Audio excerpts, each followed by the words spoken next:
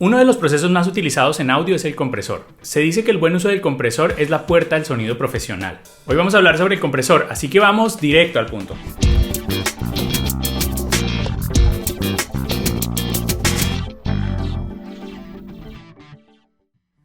El compresor es un procesador dinámico que se encarga de reducir el rango dinámico de un sonido, es decir, reduce la diferencia entre las partes más fuertes y más débiles de un sonido. Si quieres saber más sobre el rango dinámico, te invito a ver el video que ya hice al respecto. Pero muy bien, para entender de qué se trata, hagamos un pequeño ejemplo. Ok, acá tenemos este redoblante que tiene obviamente el golpe más fuerte, pero tiene intermedias muchas notas fantasma. El problema es que las notas fantasmas prácticamente no se escuchan. Así que vamos a utilizar el compresor para que aparezcan esas notas fantasma, reduciendo el volumen de los golpes más fuertes.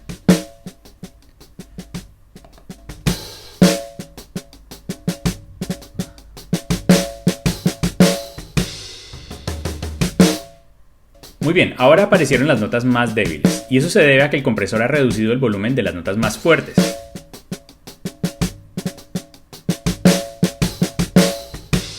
Podemos escuchar entonces el antes y el después.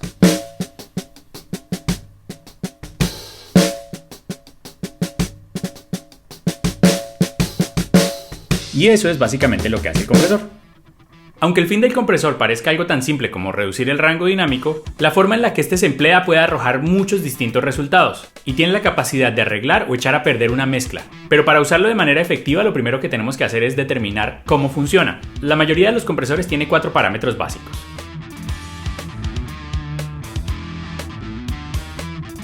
El primero se llama threshold o umbral, que determina cuál parte de la señal activará la compresión.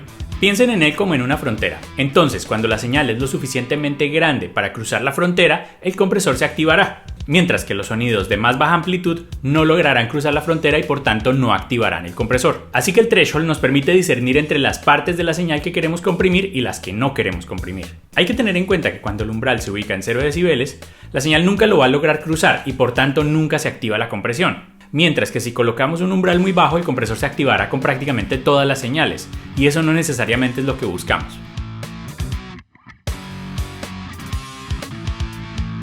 Una vez ajustamos el umbral, ahora debemos definir la tasa de compresión, o el ratio, que nos indica básicamente la relación entre el volumen de entrada y el volumen de salida del compresor.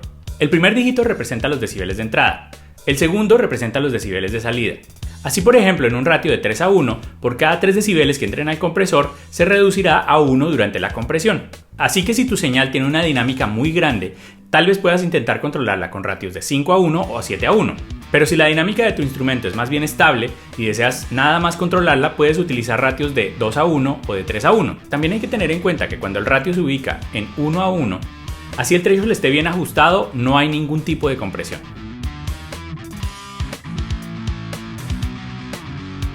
El siguiente en aparecer es el attack, que es el tiempo que tarda el compresor en actuar después de que la onda ha cruzado el umbral. Así que una vez la señal cruza el umbral, esta puede ser comprimida de inmediato o puede permanecer intacta durante un pequeño periodo de tiempo. Esto resulta muy útil para moldear el ataque de la señal y por tanto su envolvente. Si no tienes claro qué es el envolvente, te invito a que veas el video que ya hice al respecto. Entonces, si por ejemplo quiero que el kick tenga un ataque más agresivo, lo que tengo que hacer es dejar más tiempo de ataque para que la primera parte permanezca intacta. Pero si por el contrario lo que quiero es suavizar el sonido del kick, lo que tengo que hacer es reducir el tiempo de ataque.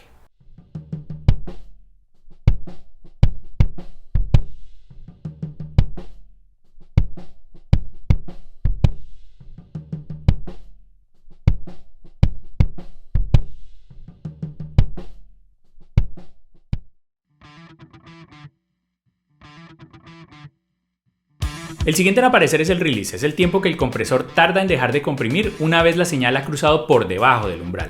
Aquí lo más importante a tener en cuenta es que si dejamos un release muy largo es posible que comprimamos cosas que no queríamos comprimir. De hecho, podemos hacer que el compresor nunca deje de comprimir, y eso casi nunca es el efecto deseado. Algunos compresores tienen un botón para controlar automáticamente el attack y el release, y yo te recomendaría usarlos en el caso de que no tengas mucha experiencia con los compresores. Sin embargo, si quieres acercarte al resultado exactamente que buscas, tienes que operarlos manualmente. Hasta aquí los parámetros básicos del compresor. Sin embargo, hay ciertos parámetros que aparecen en algunos compresores que ayudan a moldear un poco la señal.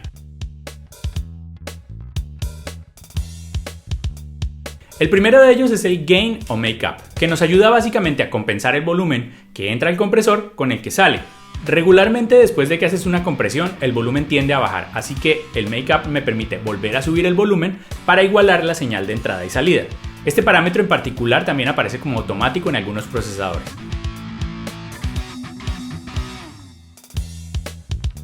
Otro bastante común es el knee, y suele ser un botón conmutador entre hard y soft, es decir, entre fuerte y suave.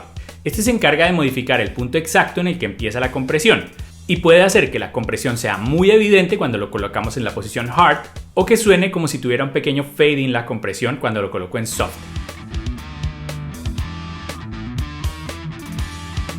Una de las partes más importantes del compresor es el medidor de reducción de ganancia.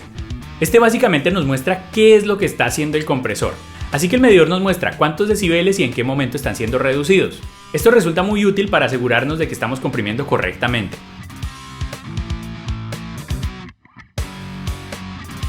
La última en aparecer es la función sidechain, que nos permite controlar la activación del compresor a partir de una señal distinta a la que estamos comprimiendo. Esta función tiene muchísimos usos, pero para aclararla más puedes ver mi video al respecto. También ten en cuenta que distintos compresores tienen distintos resultados auditivos con los mismos parámetros, así que vale la pena tomarte el tiempo y escuchar uno a uno los compresores que tengas disponibles para poder moldear tu sonido más adecuadamente.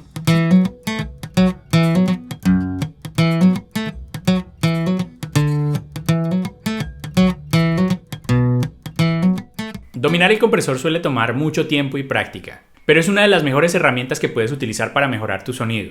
En el próximo video hablaremos sobre técnicas de compresión. Espero que les haya gustado y vamos directo al punto.